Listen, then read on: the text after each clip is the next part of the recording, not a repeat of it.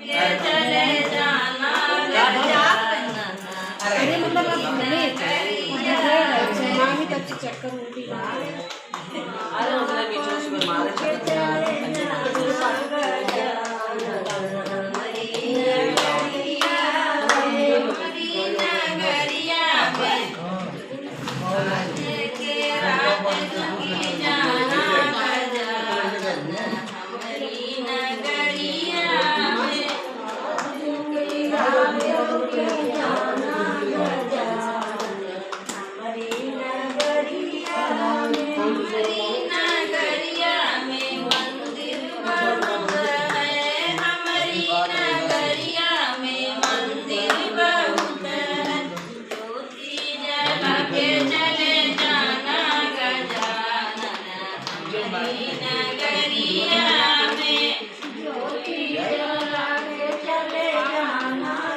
बाबा